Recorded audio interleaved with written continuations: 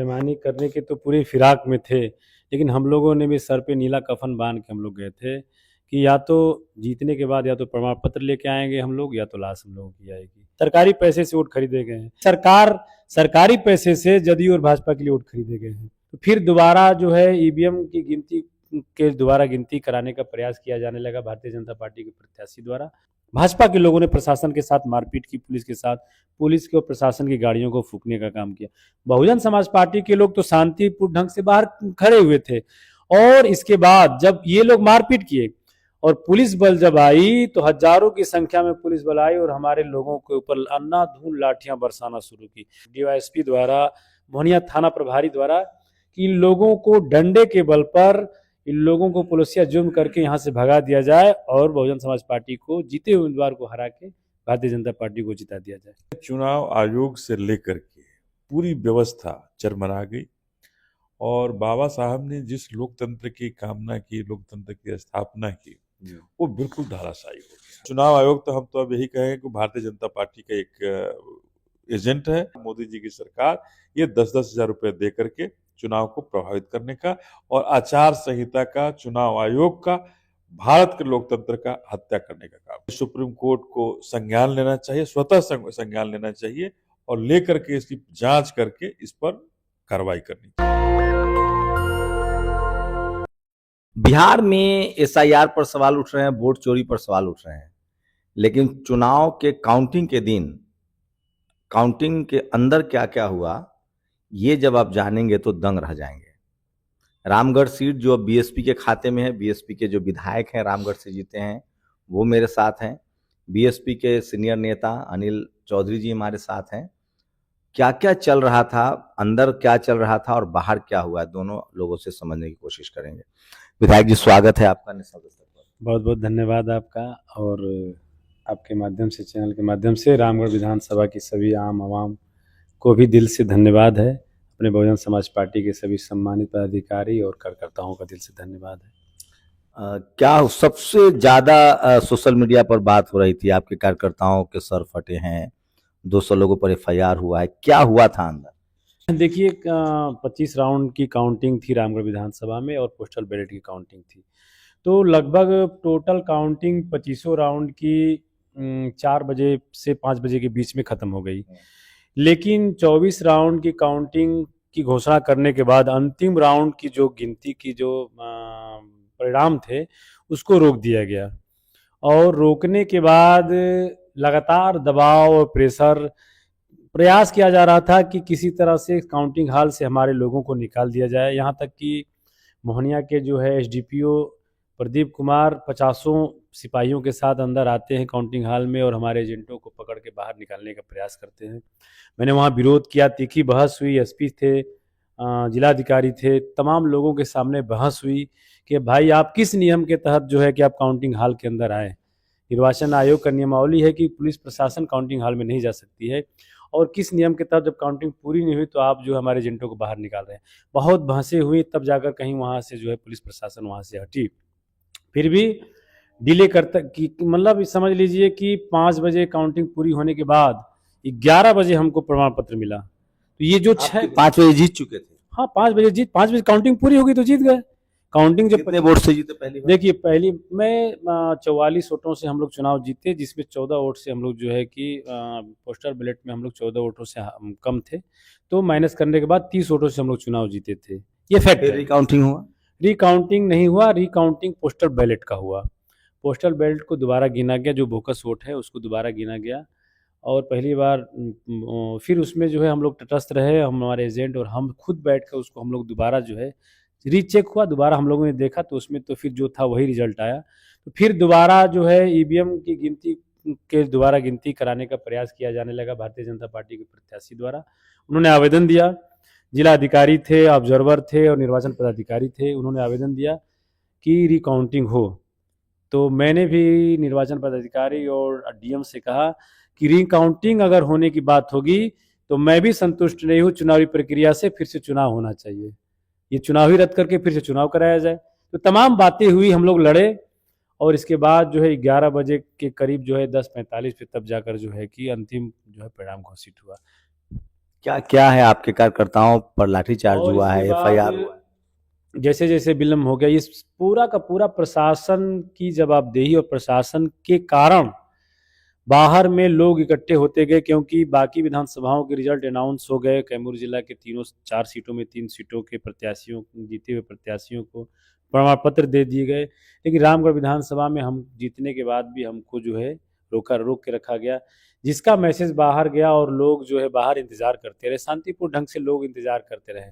लेकिन जो उपद्रव हुआ, हकीकत को कोई नहीं बता रहा है। जो उपद्रव हुआ, भारतीय जनता पार्टी के समर्थक और कार्यकर्ता जो लोग बाहर थे, उन लोगों ने बाहर में एक फर्जी मैसेज सर्कुलेट किया कि भाजपा जीत गई 20 वोटों से, और उन लोगों ने मिठाइयां बांटना शुरू कर दिया, बाहर में नारेबाजी उपद्रव करना शुरू कर दिया, और वही लोग जो है प्रशासन के साथ मारपीट किए।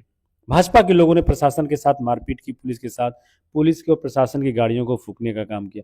बहुजन समाज पार्टी के लोग तो शांतिपूर्ण ढंग से बाहर खड़े हुए थे, और इसके बाद जब ये लोग मारपीट किए और पुलिस बल जब आई, तो हजारों की संख्या में पुलिस बल आई और हमारे लोगों के ऊपर अंधाधुंध लाठियां बरसाना शुरू की। सैकड़ों लोगों के सर फटे, किसी का हाथ टूटा, किसी का पैर टूटा। तो ये प्रयास किया गया प्रशासन द्वारा, वहाँ के एसपी द्वारा, वहाँ के डीवाईएसपी द्वारा, मोहनिया थाना प्रभारी द्वारा, कि इन लोगों को डंडे के बल पर, इन लोगों को पुलिसिया जुर्म करके यहाँ से भगा दिया जाए और बहुजन समाज पार्टी को, जीते हुए उम्मीदवार को हरा के भारतीय जनता पार्टी को जिता दिया जाए। यही सर्टिफिकेट न देना मोटिव था? यही मोटिव था। इसीलिए बात समझिए कि जो गिनती 5 बजे पूरी हो चुकी है और 11 बजे तक रोक के रखे रहना, मतलब 6 घंटा रोके रहना, यही मोटिव था कि जो बाहर सड़कों पर लोग हैं उनको डंडे के बल पे मार के भगा दिया जाए। अंदर पिंटू यादव और उनके काउंटिंग जो एजेंट है उनको जो है कि डंडे के बल पर मार के भगा दिया जाए, ताकि जो है कि फिर हारे हुए उम्मीदवार को भारतीय क्या जनता लगा था, सरकार के दबाव में थे अधिकारी या कोई फोन आ रहा था? फोन लगातार जो है जिलाधिकारी पे फोन आ रहा था, लगातार ऑब्जर्वर पे फोन आ रहा था, लगातार जो है निर्वाचन पदाधिकारी पे फोन आ रहा था। हम तो अंदर ही थे, लगातार आ रहा था। और यहाँ तक कि मैंने बार बार कंप्लेन किया, जो भारतीय जनता पार्टी के जो उम्मीदवार हैं अशोक सिंह, वो बार बार, जबकि काउंटिंग हॉल में मोबाइल बैन है, वो बार बार बाहर जाकर मोबाइल से बात कर रहे थे। मैंने इसके 3-3 4-4 बार डीएम से आपत्ति दर्ज की कि कैसे वो फोन से बात कर रहे हैं। लेकिन जानते ही हैं, एक तरफ सरकार बन रही थी, टीवी पे काउंटिंग हॉल में चल रहा है कि एनडीए पूर्ण बहुमत में है, तो सारे लोग प्रेशर में थे। लेकिन हम लोग और हमारे कार्यकर्ता और बहुजन समाज पार्टी के सभी सम्मानित समर्पित कार्यकर्ता, सभी नौजवान, सभी लोग तटस्थ। अच्छा, वहाँ खबर चलता रहता है, उसका असर पड़ता है कि सर? टीवी, ऐसे बड़ी सी स्क्रीन पे टीवी लगी हुई है, वहां दिख रहा है कि नहीं एनडीए इतने सीट जीत गई। लास्ट जाते 5-6 बजे के बाद तो लगभग रिजल्ट 8 बजे तक तो रिजल्ट ये हो गया कि ज्यादातर जगहों पे तो एनडीए पूर्ण बहुमत में हो गई। तो वहाँ के अधिकारी भी प्रेशर में है कि सरकार बन रही है और सरकार का विधायक को मैं हरा रहा हूँ। लेकिन हम लोग मजबूती से खड़े रहे, हमारे लोग खड़े रहे, सभी लोग खड़े रहे। और बाहर में हमारे जो पार्टी के जो हमारे सीनियर लीडर हैं, हमारे प्रभारी लोग हैं, हमारे माननीय अनिल भैया हैं, हमारे सांसद राम जी गौतम साहब हैं, सब लोग जो है अपने अपने जगहों से सब लोग तटस्थ रहे, तब जाकर कहीं ये बेईमानी और रुकी। आप कल्पना कीजिए, अंदाजा लगाइए, विधायक जी रुकिएगा, अभी एक और सवाल है। कल्पना कीजिए, अंदाजा लगाइए, जीते हुए उम्मीदवार को 6 घंटे, इसका क्या मकसद हो सकता है? जो लोग जीते हुए उम्मीदवार को रोक सकते हैं सर्टिफिकेट, क्या वो वोटर लिस्ट में, क्या वो ईवीएम में बेईमानी नहीं करते होंगे? सर क्या लग रहा है, ये माना जाए कि लोकतंत्र एकदम खत्म है? देखिए, हमें ऐसा लग रहा है कि जो बिहार का जो इस बार चुनाव हुआ, बिहार विधानसभा का चुनाव हुआ, इसमें चुनाव आयोग से लेकर के पूरी व्यवस्था चरमरा गई। और बाबा साहब ने जिस लोकतंत्र की कामना की, लोकतंत्र की स्थापना की, वो बिल्कुल धराशायी हो गया। हमें तो ऐसा लग रहा है कि संविधान केवल और केवल दिखाने का रह गया, इसके अलावा कुछ नहीं है। बिहार के अंदर जो चुनाव हुआ, जैसे अभी रामगढ़ की कहानी आपने हमारे माननीय विधायक सतीश जी से सुनी आपने, और आगे का स्थिति तो और भयावह है कि बाहर में जो लाठियां चली, जो हमारे लोगों को मारा गया, हमारे हजारों लोगों पर एफआईआर हुआ है, पुलिस आज भी गुंडागर्दी कर रही है, लोगों के घर में जाकर के उठाने के प्रयास कर रही है कि हम इनको जेल में डाल देंगे, ये कर देंगे। क्यों? जब तक केस का एक सुप्रीम कोर्ट का गाइडलाइंस है कि जब तक केस का सत्यापन नहीं हो जाता है आप किसी की गिरफ्तारी नहीं करेंगे। ये कौन सी ऐसी घटना थी जिसमें आपने 4-4 एफआईआर के, एक एफआईआर क्यों नहीं हुआ? इस केस में 4 एफआईआर होता है, केवल और केवल बहुजन समाज पार्टी के पदाधिकारी कार्यकर्ताओं के ऊपर होता है। ये डराने के लिए, हमारे माननीय विधायक को डराने के लिए, वहां के कार्यकर्ताओं को डराने के लिए, बहुजन समाज पार्टी को डराने के लिए कि आप डरो नहीं तो हम जेल के सलाखों में डाल देंगे। तो ये बता रहा है कि हम जीतने के बाद भी आपको डराएंगे, भगाएंगे, मारेंगे, पीटेंगे, आपको कभी भी हम माननीय का दर्जा नहीं दे पाएंगे। तो ये बिहार के अंदर जो सुशासन की जो दम भरने वाली जो सरकार है, उस सरकार के अंदर हो रहा है। तो आप कल्पना कर लीजिए कि कितनी बिहार के अंदर सुशासन है और कैसी सुशासन है। आपको क्या लग रहा है, ये जो बीएसपी सुप्रीमो मायावती जी का ट्वीट भी आया कि अगर अच्छा चुनाव होता, निष्पक्ष चुनाव होता तो हम और सीटें जीतते हैं, जो लोग सवाल उठा रहे हैं एसआईआर को लेकर, वोटर लिस्ट को लेकर, जो ईवीएम को लेकर सवाल उठा रहा है, वो सब दिखने लगा है साफ साफ, दूध का दूध और पानी का पानी हो गया है। देखिए, हम तो सवाल उठाने वाले पर आप सवाल कर रहे हैं, हमारा तो सवाल है कि अगर मैं एक कैंडिडेट हूं, मैं एज ए कैंडिडेट किसी विधानसभा से चुनाव लड़ रहा हूं, तो क्या चुनाव आयोग या यहाँ की सरकार, अगर हम 1000-2000 रुपया किसी वोटर को बांट रहे हैं, तो क्या इसकी मान्यता मिलेगी? क्या इसकी मान्यता मिलेगी? क्या हम पर मुकदमे दर्ज होंगे कि नहीं? चुनाव रद्द हो जाएगा, चुनाव रद्द हो जाएगा अगर हम ये सामने प्रूफ, कैंडिडेचर रद्द हो जाएगा। तो क्यों नहीं बिहार का ये चुनाव रद्द होना चाहिए कि 10-10 हजार रुपए जो महिलाओं के खाते में जो जमा किए गए चुनाव के 1 दिन पहले, 2 दिन पहले, तो क्या ये वोट को प्रभावित नहीं किया? वृद्धा पेंशन, आचार संहिता में ये सब हुआ है। वृद्धा पेंशन जो आता है महीने के अंत में, वो आया चुनाव के 2 दिन पहले आ गया। तो ये बता रहा है कि ये चुनाव जो है पैसे के बल पर, जो पहले कुछ लोग पैसे वाले माफिया तंत्र जो है सरकार को प्रभावित, वोटर को प्रभावित करने का काम करते थे, इस बार ये सुशासन की सरकार की है और ये डबल इंजन की सरकार मोदी जी के नेतृत्व में की है। दोनों लोग शामिल हैं, केंद्र और राज्य, मुख्यमंत्री और प्रधानमंत्री निश्चित रूप से शामिल हैं, चूंकि दोनों ही के निर्देशन में चुनाव आयोग मुख्यदर्शक बना रहा, और चुनाव आयोग तो हम तो अब यही कहेंगे कि भारतीय जनता पार्टी का एक एजेंट है और एजेंट के रूप में वो काम कर रहा है। नहीं तो कैसे नहीं दिखा कि ये हर शुक्रवार को महिलाओं के खाते में 10-10 हजार जा रहा है, और जीविका दीदी की ड्यूटी मतदाता केंद्र पर क्यों लगाई गई? हर मतदान बूथ के बाहर उनकी ड्यूटी क्यों लगाई गई? जहां वो चुनाव को प्रभावित कर रही थी, तो वो प्रभावित करने के लिए उनकी ड्यूटी लगाई गई। तो सरकार कहीं ना कहीं पूरी तरह से 10,000 रुपए दे करके 1,90,000 रुपये और देने की बात कही कि 10,000 रुपया अभी एडवांस है, 1,90,000 रुपये चुनाव के बाद आपके खाते में आएंगे। ये एडवांस है, वोट दीजिएगा तो 1,90,000 रुपये फिर से आपको मिलेगा, नहीं दीजिएगा तो 1,90,000 नहीं आएगा। ये हर एक जगह जीविका के लोगों ने किया। तो ये जीविका के माध्यम से चुनाव को प्रभावित किया गया, और पूरी बिहार की सरकार, डबल इंजन की सरकार, मोदी जी की सरकार, ये 10-10 हजार रुपये दे करके चुनाव को प्रभावित करने का और आचार संहिता का, चुनाव आयोग का, भारत के लोकतंत्र का हत्या करने का काम किया। क्या अब रास्ता क्या है? देखिए, रास्ता तो यही है, हम तो अभी भी कहेंगे कि इसमें माननीय सुप्रीम कोर्ट को संज्ञान लेना चाहिए, स्वतः संज्ञान लेना चाहिए, और लेकर के इसकी जांच करके इस पर कार्रवाई करनी चाहिए। बिल्कुल, तो बहुत ही खतरनाक है। अब तक लोग बात करते थे कि ईवीएम में बेईमानी है, वोटर लिस्ट में बेईमानी है, अब तक लोग कहते थे कि तमाम तरह के पैसे बांटे जाए, लेकिन जीते हुए उम्मीदवार को 5 घंटे तक उनको दिया नहीं जा रहा था सर्टिफिकेट। क्या कभी लगा ऐसा कि ये लोग बेईमानी कर लेंगे?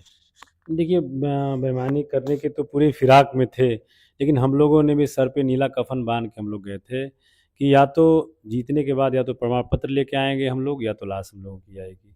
ये तय था, और ये हम लोगों का मद्दा और ये जुनून था कि चुनाव जीतने के बाद प्रमाण पत्र लेके आना है, या तो वहाँ से लाश आएगी हम लोगों की। पिछले 2 बार भी बहुत करीबी मुकाबले में थे, उस समय भी कुछ इस तरह की 20 के चुनाव में भी वही हाल हुआ। 20 के चुनाव में हमारे अभिभावक आदरणीय अंबिका यादव जी को चुनाव जीत गए थे, पोस्टल बैलेट में उनको हरा दिया गया। फिर 24 के काउंटिंग बाई इलेक्शन में हम चुनाव लड़े, बहुत कम वोटों से हम चुनाव हारे। इस बार भी फिर वही प्रक्रिया को दोहराया गया। और रही बात चुनाव प्रक्रिया के साथ साथ बाहर में जो हुआ, ये लोकतंत्र के लिए रामगढ़ और मोहनिया काउंटिंग हॉल और मोहनिया के लिए और रामगढ़ के लिए जो है एक काला इतिहास है कि निर्दोष लोगों को लाठियों से पीटना और फिर उन्हीं निर्दोष लोगों पर बाय नेम्ड एफआईआर दर्ज करना। मैं पूछना चाहता हूं कि कौन सा सीसी कैमरा उस मोहनिया वाले रोड पे आपका लगा है, उसके अंधेरे में आप 250 लोगों का बाय नेम्ड, पिता का नाम पते के साथ आप एक रात में जो है आप कह रहे हैं कि सीसी कैमरा और वीडियो फुटेज से हमने लोकेट कर लिया और 250 लोगों का आपने बाय नेम्ड एफआईआर दर्ज किया है। इन लोगों ने क्या, ज्यादातर बीकर सेक्शन के लोग हैं, नहीं, दलित पिछड़े हैं, सब दलित पिछड़े हैं। और देखिए कैसे हुआ क्या है, हर गांव के भारतीय जनता पार्टी के कार्यकर्ताओं से बहुजन समाज पार्टी के कार्यकर्ताओं और पिंटू यादव के समर्थकों की लिस्ट मांगी गई है। और उन लोगों से लिस्ट आने के बाद सुबह में भारतीय जनता पार्टी के जो उम्मीदवार थे उनके परिजन थाने में बैठकर नाम लिखवाए हैं और उन लोगों का बाय नेम्ड एफआईआर हुआ है। सबसे बड़ी बात, 11 बजे हमको प्रमाण पत्र मिला, मेरे काउंटिंग एजेंट 14 काउंटिंग एजेंट होते हैं, मेरे काउंटिंग एजेंट हॉल में थे मेरे साथ, आरओ, मेरा आरओ है, एआरओ हॉल में थे, मेरे आरओ और एआरओ पे एफआईआर है। और उन पे यह है कि 6 बजे बाहर एक जो है कि पुलिस के साथ मारपीट किए हैं और जो है कि प्रशासनिक गाड़ी फूके हैं। आप समझिए, जो काउंटिंग हॉल में 11 बजे तक है, काउंटिंग में है, उसके नाम से एफआईआर दर्ज है। बहुत से लड़के जो बनारस है, जो नहीं है लेकिन मेरे कार्यकर्ता हैं, मेरे मजबूत कार्यकर्ता हैं, संजोग से उस दिन नहीं थे, उन लोगों का नाम है। भारतीय जनता पार्टी के लोगों के द्वारा हर गांव से हमारे कार्यकर्ताओं का नाम दिया गया कि इन लोगों पे एफआईआर दर्ज करिए। नहीं तो जो सीसी कैमरा, आज तक सड़क पे एक मोटरसाइकिल चोरी हो जाती है और उस सीसी कैमरा से वही पुलिस एक चोर को नहीं पकड़ सकती है, वही सीसी कैमरा से आप 250 लोगों को लोकेट कर लेते हैं एक रात में, by name, by father name, by पिता, बाई उसका जो है पते के साथ। ये कितनी बड़ी विडंबना है और कितनी फास्ट जो है कैमूर की पुलिस है। तो ये सीधे सीधे कैमूर की जो पुलिस है भारतीय जनता पार्टी के लिए काम कर रही है। अभी वर्तमान की क्या स्थिति है, 2 दिन से लगातार बस्तियों में, हम लोगों के इलाकों में जो लोग पिंटू यादव के लिए, जो बहुजन समाज पार्टी के लिए जो दिन रात मेहनत की, उनके घरों पर 2-2 गाड़ी, 4-4 गाड़ियां फोर्स जा रही है, डराया धमकाया जा रहा है। भारतीय जनता पार्टी के जो वर्कर हैं, मोबाइल में फोटो, अभी मैं यहाँ बैठा था तो सियरुआ से मुझे एक लड़के का फोन आया कि भारतीय जनता पार्टी के 2 नेता जो है गांव में घूम रहे हैं और पूछ रहे हैं कि ये फोटो किसका है। लोगों को धमकाया जा रहा है, डराया जा रहा है। और ऐसा नहीं है कि हमारे लोग संविधान को मानने वाले लोग हैं, बाबा साहब को मानने वाले लोग हैं। लोगों को समझाया गया है कि धैर्य रखिए, धैर्य रखिए, कानून पे विश्वास करिए। लेकिन जब सर से हर चीज ऊपर उठ जाएगा तो यही लोग सड़कों पर कल उतरने के लिए फिर से मजबूर हो जाएंगे। तो सोचिए सब कुछ कितना खतरनाक और डरावना है कि अब लोकतंत्र नाम की चीज नहीं बची है। और इसका सबसे बड़ी वजह है कि चपरासी से लेकर चीफ जस्टिस तक, high court, supreme court, police, SP, DM, जो तमाम लोग जो तमाम संवैधानिक पदों पर बैठे हैं, क्या वो सत्ता के इशारे पर काम कर रहे हैं? क्या तमाम संवैधानिक पदों पर बैठे लोगों की नैतिकता मतलब सब धुआं धुआं हो गया है, सब सरकार के इशारे पर काम कर रहे हैं? देखिए, नैतिकता, अब हमें ऐसा लगता है कि इस डबल इंजन की सरकार में नैतिकता बिल्कुल खत्म हो चुकी है। नैतिकता शब्द अब कहना किसी के लिए बड़ा बेईमानी वाली शब्द हो जाएगी। अब नैतिकता तो नहीं रही, लेकिन इतना जरूर है कि जो भी पदाधिकारी हैं उनको इतना डर, इतना भय दिखाया गया है कि अगर तुम हमारे कठपुतली नहीं बनोगे, अगर तुम हमारे इशारे पर काम नहीं करोगे तो तुम्हारा हश्र बुरा होगा और तुम्हें भी बर्बाद कर देंगे। यही कारण है कि जो भी पदाधिकारी हैं, जो भी कार्यकर्ता है, पदाधिकारी हैं, वरिष्ठ हो या निम्न स्तर पे हो, हर पदाधिकारी के अंदर डर व्याप्त इन सरकारों ने किया है। और यही कारण है कि चुनाव को प्रभावित कराना हो या किसी व्यक्ति विशेष पर दबाव डालना हो, सरकार इसमें सक्षम होती है। तो सोचिए, मैं ये विधायक हैं सतीश जी रामगढ़ से, खुद आई विटनेस हैं, जो ये काउंटिंग के दौरान जो इनके साथ हुआ, सोचिए 6-6 घंटे जो लोग सर्टिफिकेट देने में, जीते हुए उम्मीदवार को सर्टिफिकेट देने में 6 घंटा लगाते हो, नहीं देना चाहते हो, क्या उन्होंने चुनाव में क्या क्या बेईमानी नहीं की होगी? ये सबसे बड़ा सवाल। देखिए, चुनाव पहले बात तो इस बार बिहार में सरकारी पैसे से वोट खरीदे गए हैं। ये पैसे से वोट ही तो खरीदा गया। जीविका दीदी के खाते में पैसे डालना, वृद्धा पेंशन का पैसा पहले ही डाल देना, तो सरकारी पैसे से वोट खरीदे गए हैं। सीधे सीधे सरकारी पैसे से वोट खरीदे गए हैं। पहले पैसे बांटे जाते थे उम्मीदवारों द्वारा, अब खुद सरकार सरकारी पैसे से जदयू और भाजपा के लिए वोट खरीदे गए हैं।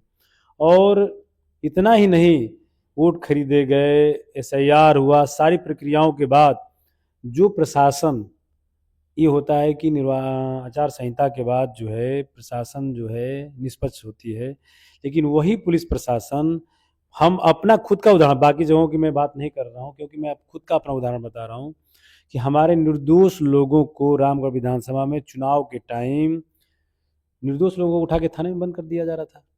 एक वीडियो वायरल हुआ था, आप गए थे थाने पर। थाने पे मेरी गाड़ी, सैकड़ों गाड़ियां रामगढ़ विधानसभा में उत्तर प्रदेश के नंबर की, सैकड़ों गाड़ियां, एक दो नहीं। प्रचार खत्म हो गया 9 तारीख को, 9 तारीख की रात को और 10 तारीख को 11 को वोटिंग था।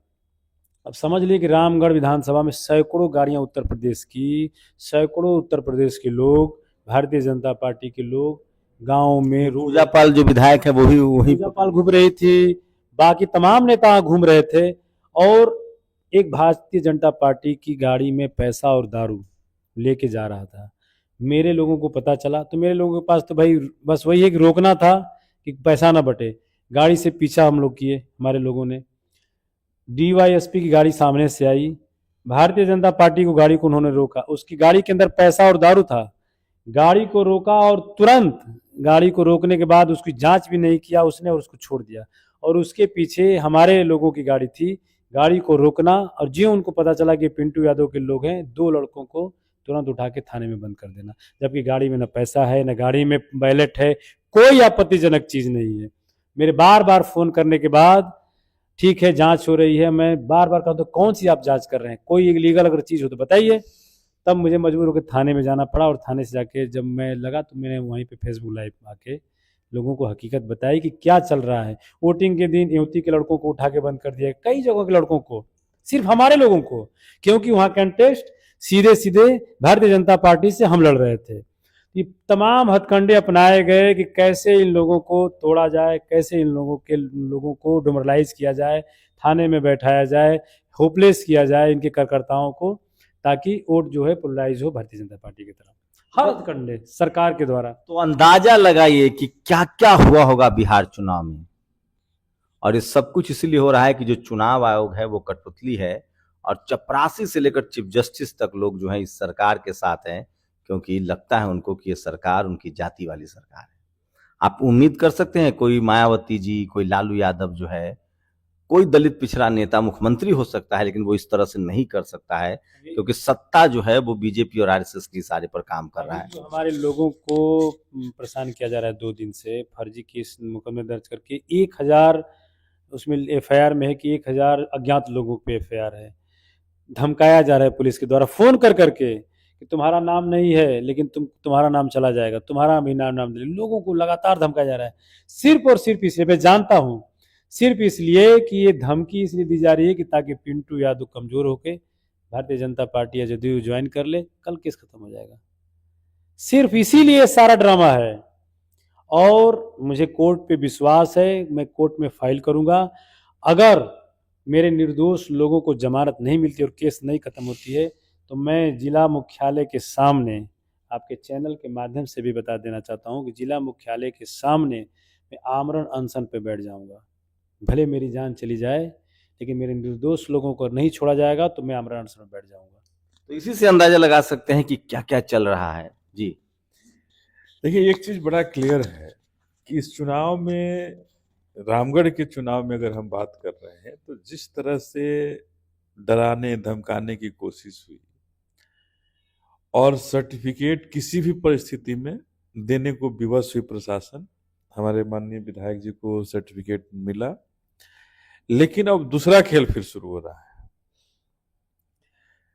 कि अब विधायक जी को अपने पार्टी में मर्ज कराने के लिए कि आप हमारे साथ आ लीजिए, इसीलिए सब पर दबाव दिया जा रहा है। मतलब कि अगर किसी तरह से सर्टिफिकेट भी मिल गया तो बहुजन समाज पार्टी का विधायक सुरक्षित नहीं है। उस पर इतना कार्यकर्ताओं को प्रेशर बना दो कि उसको अंतिम में एक ही उपाय लगे कि अब हमको इन जालिमों के साथ शामिल होना पड़े। तो ये बड़ा इन डबल इंजन की सरकारों ने एक ऐसी जाल बना दी है कि उस जाल में सबको फंसाना और फंसा करके हम अपने अंदर बंद कर लें।